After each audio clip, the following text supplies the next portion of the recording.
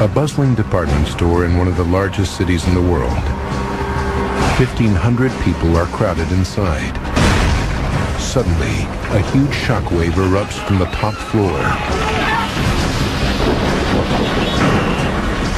In less than 20 seconds, the entire store crashes to the ground.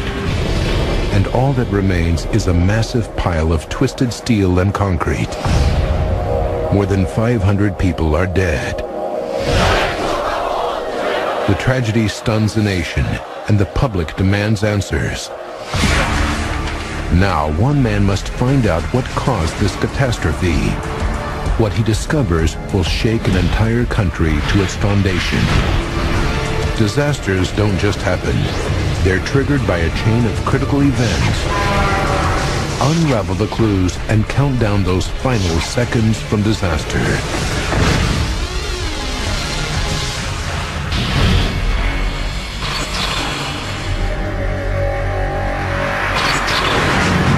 South Korea, Seoul, 1995. It's a hot summer day in this booming capital city. In less than a decade, the country has transformed itself into one of the world's largest economies.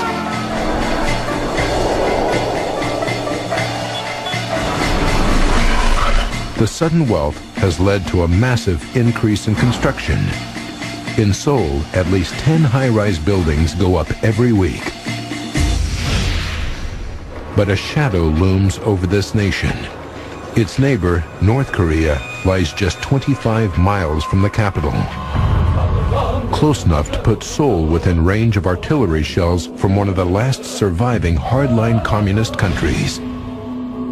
The relationship between the two has been violent for a long time. In 1983, North Korean militants detonated a bomb, killing 17 South Korean officials. 4 years later, the communists are accused of destroying a South Korean airliner in flight, killing 115. June 29th, 7 a.m. Seoul's 10 million residents start another busy day. Among them is 19-year-old Park Sang-hyun. Park's dream is to be a school teacher, so to pay for her tuition, she works as a shop assistant. This evening, Park plans to meet her best friend, So Hee-jin. The two women have known each other since they were 4. Park was like a sister to me. She was very outgoing and very kind. We had planned to meet in a coffee shop after she finished work. Park works in the Sampoong Superstore, one of the most exclusive retail outlets in South Korea. The building employs 1,000 staff and serves 40,000 customers every day. It turns over the equivalent of $4 million a week and sells everything from the latest electronics to designer fashion. Built in the late 80s from reinforced concrete, the complex has 4 basement levels and 5 stories above ground. It stands on nearly 4 acres of real estate in the city's exclusive Gangnam district. The area was once a landfill site and the city's waste dump. Now it's one of Seoul's most affluent areas. 8:05 a.m. Young Cho Lee, the store's facility manager, starts his day. His first job is to investigate a note left on his desk by the nighttime security guard. In the early hours of the morning, the guard heard strange noises coming from the roof. The roof is cracked, but Lee knows that this was caused when air conditioning units were moved 2 years ago.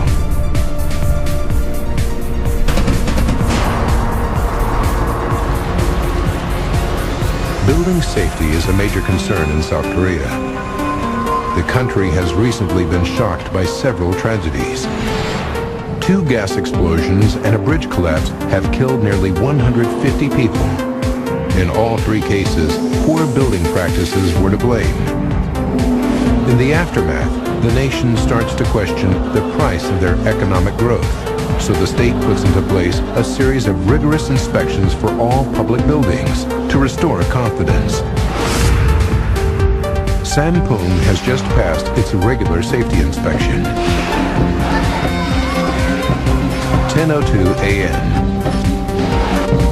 Park is already busy at work in the children's clothing department.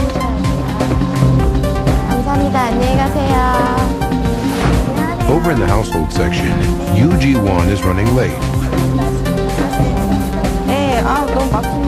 This is her first job since leaving school. And like most teenagers, she'd much rather be doing something else. Being a sales assistant is boring. It's tiring standing for so many hours. Park and Yoo work on the same floor, basement level 1. 5 stories above them, on the top floor, there are 8 restaurants. One of these is the Chunwon restaurant. It's popular for its traditional Korean dishes. Inside, facility manager Mr. Lee is dealing with another problem. A large crack has appeared around one of the columns, and the floor looks buckled at the base.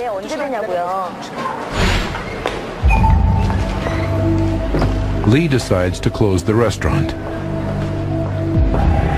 Construction signs are put up, and access to the area is blocked off. Gossip spreads quickly in Sampung, so Lee cautions the restaurant's workers to say nothing.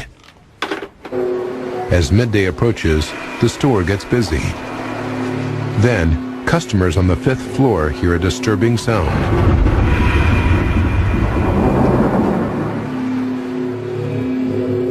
Once again, Mr. Lee goes to investigate. Down in basement level 1, Yoo starts to feel the building vibrate.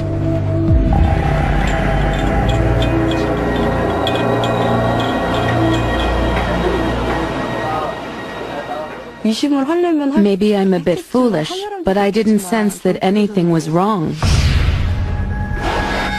12:30 p.m. Mr. Lee thinks that the air conditioning units may be causing the vibrations, so he turns off the air conditioning for the entire building.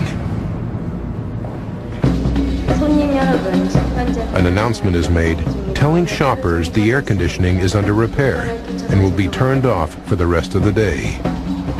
As the temperature reaches nearly 80 degrees Fahrenheit, shoppers start to complain. Customers are getting angry. Why doesn't a prestigious store like Sampung have working air conditioning? 4 p.m. Behind the scenes, facility manager Mr. Lee briefs the Superstore's owner about the cracks in the restaurant, which have widened to 4 inches since the morning. Also present is Hak Soo Lee, the structural engineer. Soo Lee built the complex, and he recommends closing the store for urgent repairs. The owner refuses. He's adamant that the store stay open for shopping to continue. Beneath the restaurants on the 5th floor, workers are worried that something is seriously wrong. Facility manager Mr. Lee attempts to reassure the staff. But rumors that the building has a problem are spreading. 5:40 p.m. A loud bang is heard from the top floor. This time, the ceiling shifts. Unknown to Park, Yoo, and more than 1,500 other people, the building is on the verge of catastrophe. Shoppers and staff at the Sampung department store have been hearing loud bangs coming from the top floor. Rumors are rife that the building is in trouble. It's 5:45 p.m. and the complex is packed with shoppers. With no working air conditioning, Park Sang-hyun is suffering from the heat. The temperature has reached nearly 90 degrees Fahrenheit. Household department assistant Yu Ji-won is also overheating. She goes to the restroom. Washing my face and arms in cold water is all I can do to keep myself cool. Then, at 5:47 p.m., another, even louder bang roars out from the top floor. But 5 stories below, Yu and her co-workers feel nothing. At 5:52 and 30 seconds, a massive shockwave rocks the entire building. Emergency alarms go off. On the upper floors, staff and customers panic and run for the exits. In the basement, Yu Ji-won realizes something is seriously wrong. 쿵 소리가 나요. 멀리서. 어딘가에서 아무튼 멀리서. Suddenly, I hear a loud boom sound in the distance. 쿵쿵쿵쿵 이렇게. 그러면서 그 쿵쿵쿵쿵 하면서 이게 흔들리는 거죠. The sound gets closer and closer, 처음에 얘기했던 대로 and now the building is shaking. 이렇게. The 5-story Superstore starts to crumble.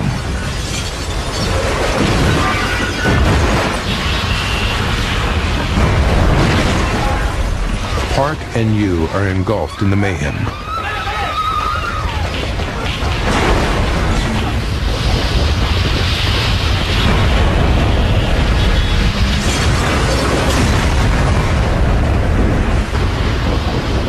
In less than 20 seconds, the building crashes to the ground.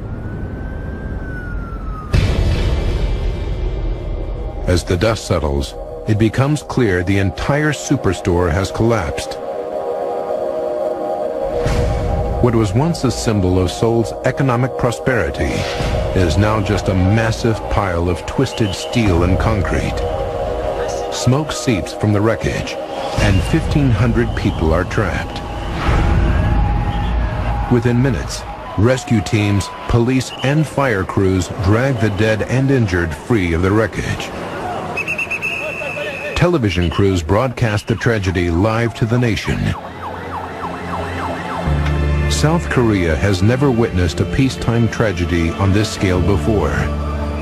The death toll will be massive.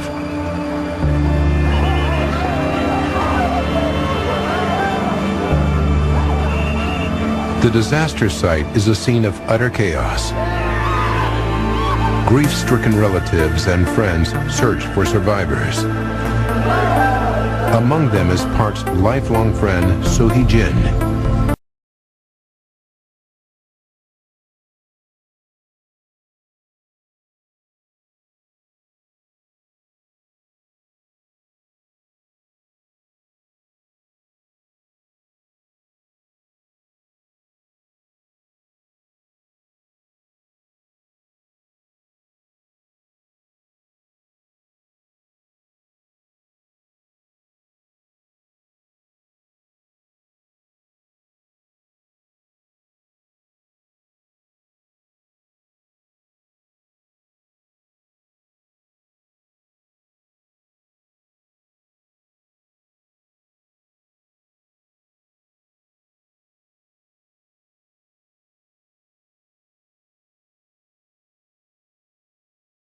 Alive.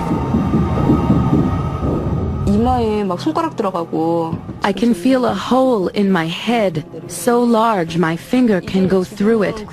That's how big it is. And I can feel something squiggly in a cut on my back, like my intestine. I don't want to die. 몸이 자체가.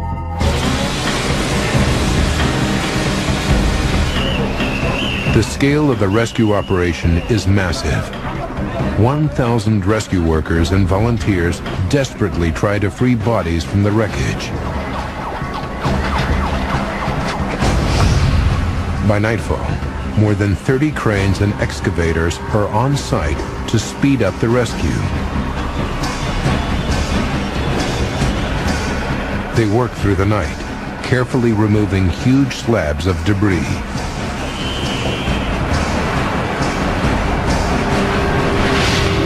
By morning, more than 200 people are rescued. But 44 are dead, and more than 600 others are missing.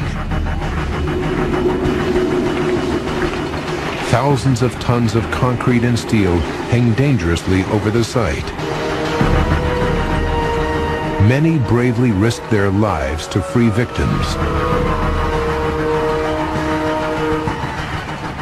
The north face of the building is tilting and could fall at any moment.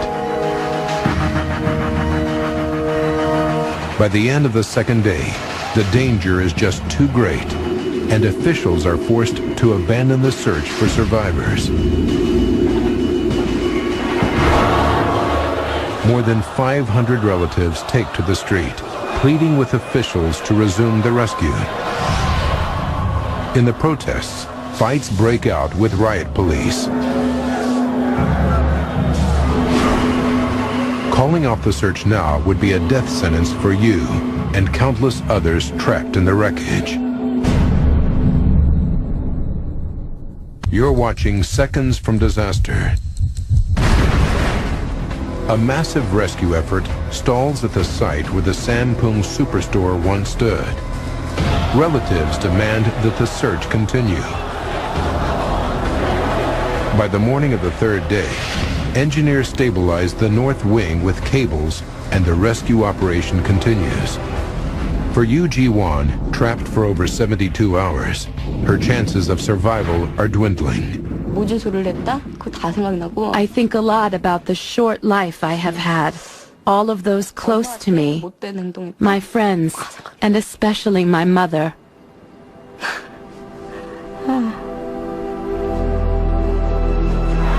Relatives gather daily to identify the corpses pulled from the wreckage. Park Sing-hyung's friend So is there. She sees a photo that strikes fear in her heart. The picture shows a decapitated corpse. It is wearing the same ring Park had on. I pray it's not her. But at the hospital, she discovers the ring is different. It's not her friend's. It's so good when I realize it isn't Park. I know she could still be alive. On day 4, the death toll reaches 107. And rescue workers know many more are missing. The rubble is constantly compressing, crushing those still trapped inside. The wall above you is now just inches from her face. By chance, she finds a knife beside her. I think about killing myself. I can't take the horror anymore. But then I realize that actually it's easy to become very selfish and not think of the effect it would have on the people I love. Day after day passes, and body after crushed body is found. Then, after a full week, authorities decide there is little hope.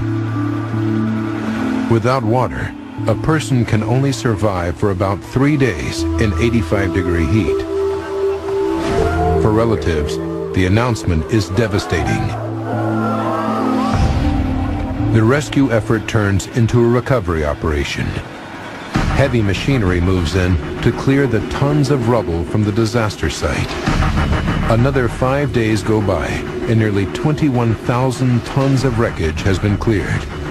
Then, just after 3:30 in the afternoon, 12 days after the collapse, there's an astonishing discovery. Around where my foot was, suddenly it just opened up. There was a hole. Yu Ji-won is found alive. And I can hear a voice asking, "Is there someone in there?"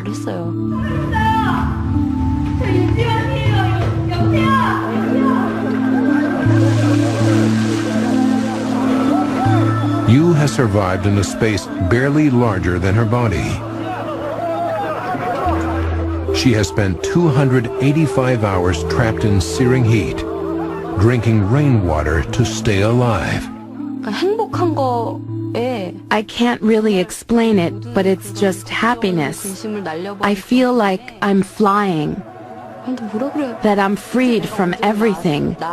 나왔고 이제 내 소재도 알고 내가 누군지도 알고 Everyone knows who I am, and even if I die now, everything I've worried about has been taken away. 죽어도 이제는 더 Yu is rushed to the hospital and put into intensive care.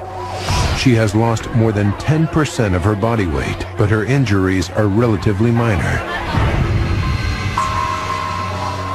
In total, 937 people are seriously injured. 502 have perished. Grief turns to anger. Why did a modern reinforced concrete building that stood for over 6 years collapse? What kind of catastrophe could raze it to the ground in less than 20 seconds? And who, if anyone, is to blame? Now, by rewinding the events of that day and by going deep into the investigation, we can reveal exactly what caused the worst building collapse in South Korea's history.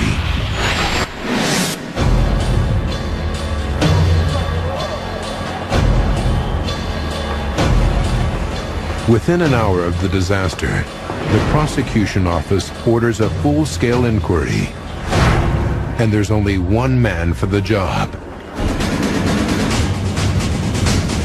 Long Chong is the professor of civil and structural engineering at Dan-guk University. His knowledge of South Korea's construction industry is unsurpassed. But as Professor Chung arrives at the disaster site, even he isn't prepared for what he sees.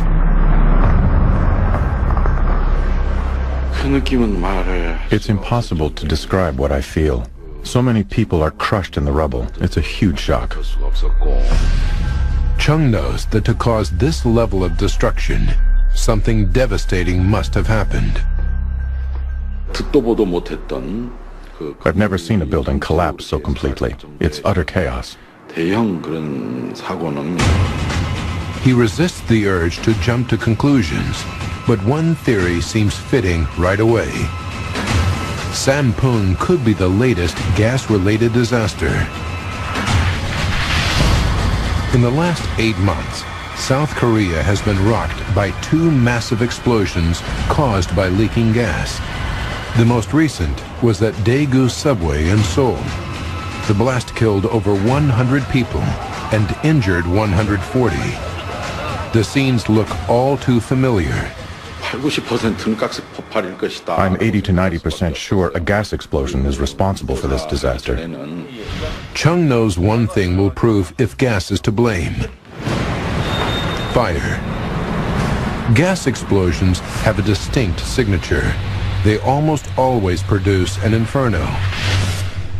But although parts of the building are ablaze, thick smoke isn't the evidence Chung needs. The fire is not from the blast, but from gasoline burning in the cars that have been crushed in the basement.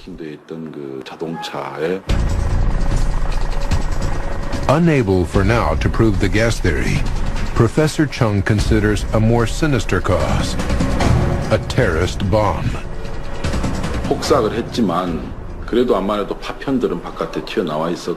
An explosion damaging the interior columns of the building could have caused this.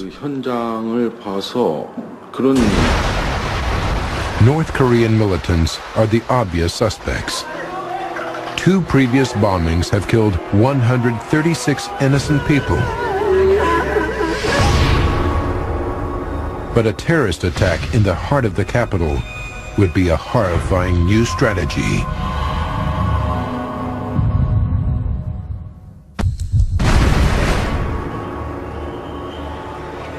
Investigator Long Chong is trying to determine if the disaster at the Sampung Superstore was caused by a terrorist bomb.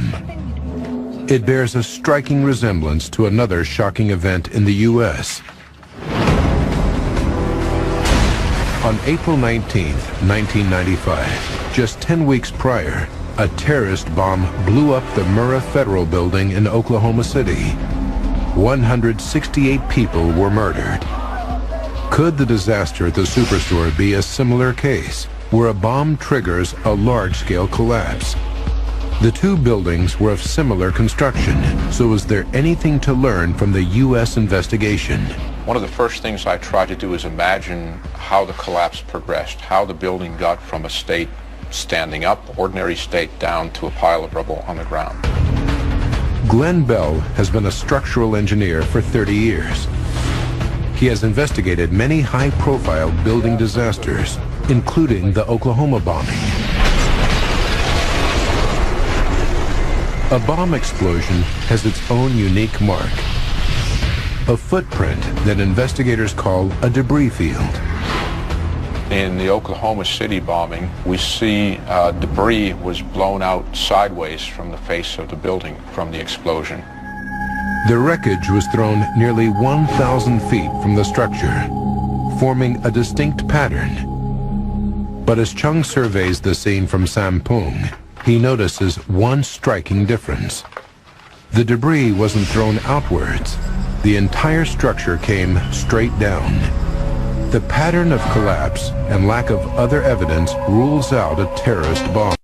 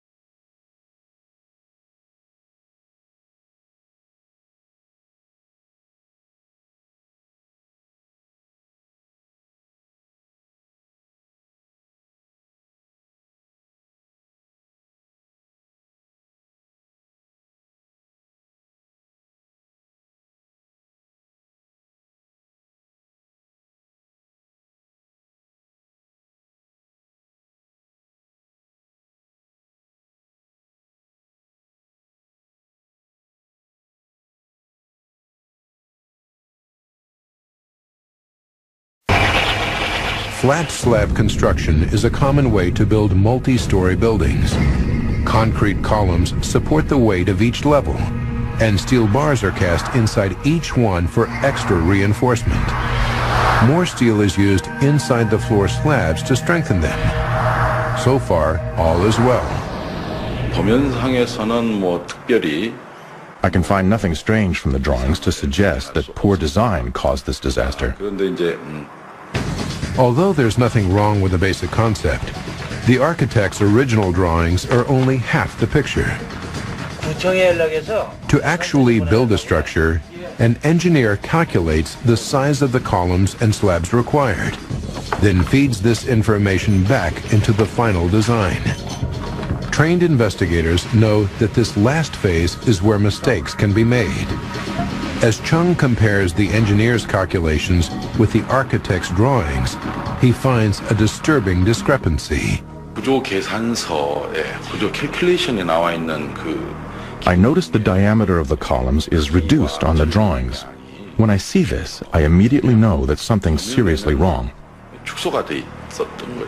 The columns needed to be 80 centimeters in diameter. On the drawings, they're only 60. The question now is, how was the building actually constructed? Could it be a mistake on the drawing board? The only way for Chung to find out for sure is to go back to the scene and measure the actual columns.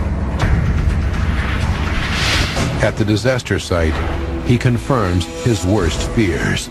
The diameter of the columns has been reduced to 60 centimeters. It's disturbing, but it's not the answer to the mystery.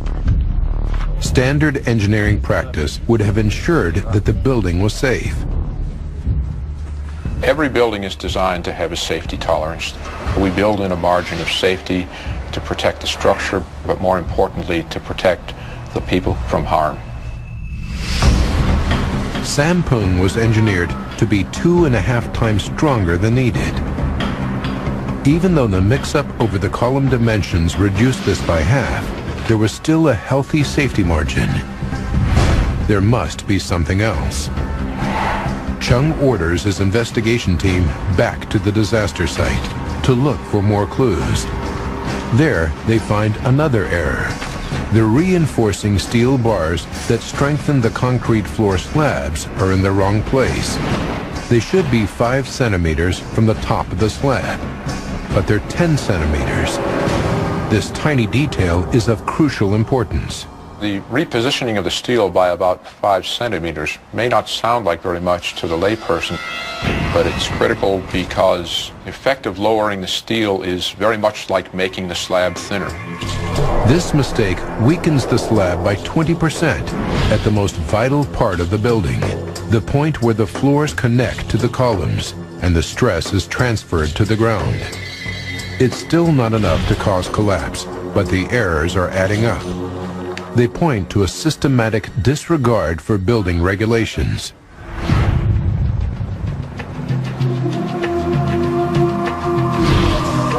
Chung directs his suspicion toward Sampung's managers, who all survived the collapse. South Korean law enables the prosecutor's office to arrest the owner, chief architect, CEO, and facilities executive under suspicion of professional negligence. Then, Professor Chung interrogates them.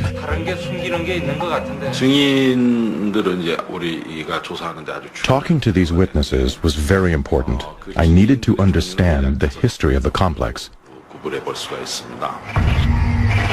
Chung discovers that the Superstore was originally designed to have only 4 floors above ground. But halfway through construction, management decided they needed a 5th level for more space. The construction company refused, saying the structure wouldn't support another floor. The contractors were fired. Then, management hired its own in-house construction company to finish the job. A prime example of how commercial pressures in Seoul's booming economy take precedent over all other considerations. Next, Chung calls in the building's facility manager, Mr. Lee. He explains that the controversial 5th floor was originally conceived as a roller skating rink. But late in construction, management changed their minds again and wanted the floor to contain 8 restaurants.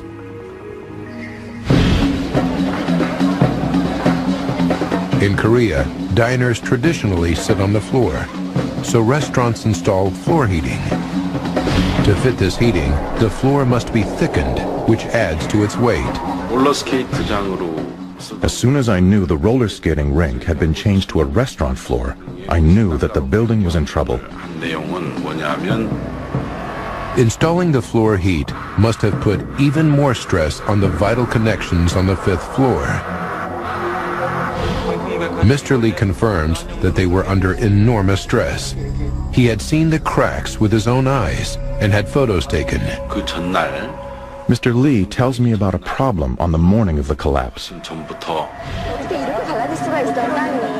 A pillar in one of the restaurants had a crack around the base of it the size of a man's fist. By checking the plans, Chung places the cracks at column 5E in the Chunwon restaurant. He can tell the slab has completely separated from the pillar, with only the reinforcing steel holding it together. He's getting closer, but even this isn't enough to explain the disaster that claimed so many lives. There is one factor that Chung can't ignore: The building stood for a full 6 years. Hundreds of thousands of people came and went, shopped and dined in its nearly 8 acres of retail floor space. Something must have happened after the building was completed. Something that pushed it over the edge. There always exists a critical point. If you go beyond that point, the building collapses. Chung's team scrutinizes the building's history. It's painstaking work, but even the slightest anomaly counts. Finally, Chung gets a lead. 2 years before the collapse, 3 large air conditioning units on the roof were moved because neighbors on the east side complained that they were too noisy.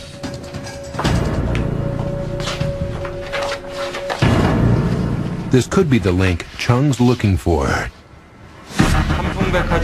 He interviews facility manager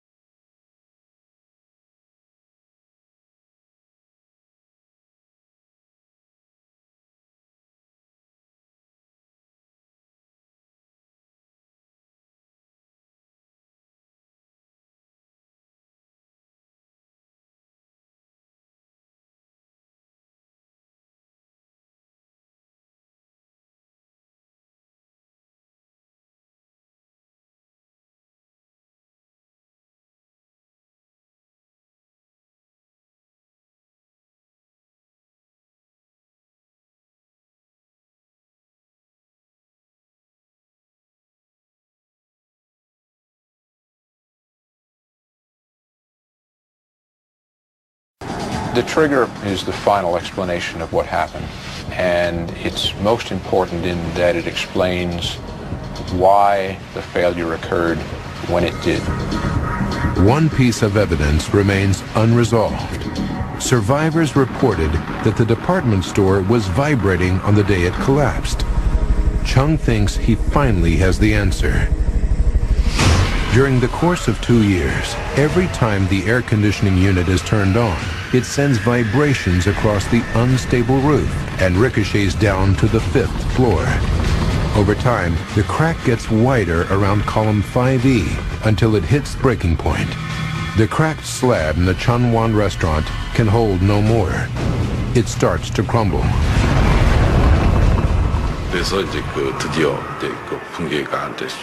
That's where it started. That's where the crack got bigger and set off the progressive collapse. Now, by rewinding the events leading up to that fateful day, and by following the evidence uncovered during the extensive investigation, we can finally reveal how the Sanpung Superstore collapsed. 1993, 2 years before collapse. The Superstore's 3 air conditioning units are repositioned, put on rollers, and dragged across the roof.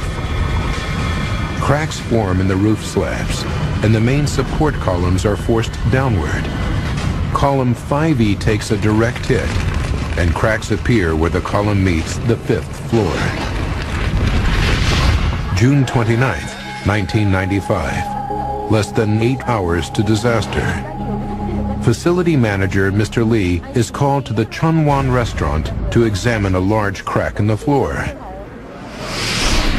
Unknown to Mr. Lee, vibrations from the air conditioning units are radiating across the cracked roof and down through column 5E to where it connects to the 5th floor slab. The fracture in the Chunwon restaurant opens up. 5 hours to disaster, and the first of several large bangs erupts from the 5th floor. The vibrations from the air conditioning units forced the crack to widen even further. After reports that the entire building is vibrating, Mr. Lee turns off the air conditioning. But it's too late. The crack in the Chunwan restaurant has grown to 10 centimeters. 52 minutes to disaster. Sampung is packed with shoppers. 20 seconds before disaster, a massive boom sends shockwaves through the building. Panicked shoppers run for their lives. The 5th floor slab around column 5E finally gives way.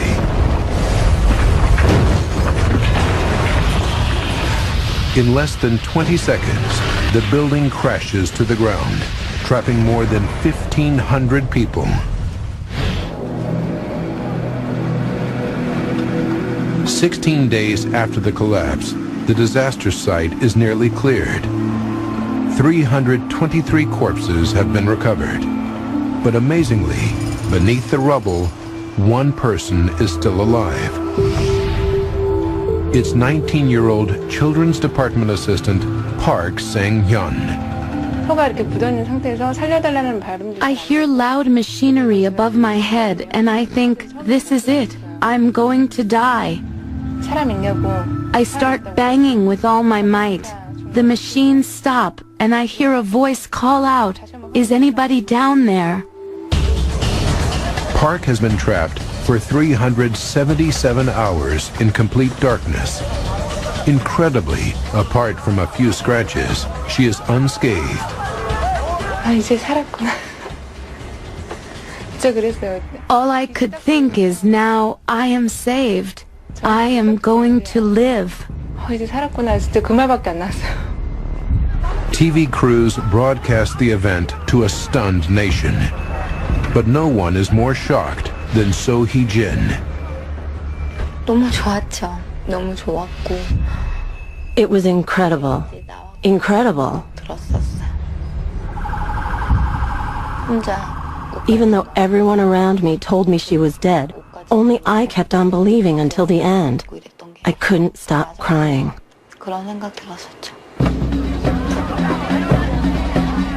Park is rushed to the hospital, her eyes covered to protect them from the light they haven't seen for so long. Her best friend So helps nurse her back to health in the hospital. Although I suffered, I just think I am very lucky to have survived.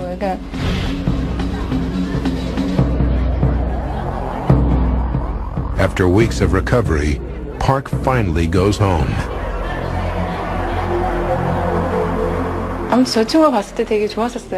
I feel so bad that So suffered so much. I really love her. Professor Chung's investigation blamed the collapse on human ignorance, negligence, and greed. On December 27, 1995, after months of public demonstrations, Jun Lee, the owner of Sampung, was jailed for 10.5 years after being found guilty of criminal negligence. His son, the CEO, was jailed for 7 years for corruption and accidental homicide. It is totally unacceptable that the Sampung department store collapsed. It was so unfortunate that so many mistakes were made in one building. Even if just one of the people involved had not made one of the mistakes, this disaster would never have happened. The final verdict had an enormous and lasting impact. Following further investigations, widespread corruption and fraud were discovered at Sampung. 21 others were found guilty, including 12 city officials. In the aftermath, rigorous government building inspections took place across the entire country. What they uncovered was beyond belief. 1 out of every 7 high-rise structures needed rebuilding, and 4 out of 5 needed major repair work. In all, 98% of South Korea's buildings were affected, and just 1 in 50 was deemed safe. 솔직히 사람들이 딱 한 가지만 지키면 되거든요. If there's one thing I take away from this, it's that if you build a building, build it for your family or those you love. With that mindset, this disaster would never have happened.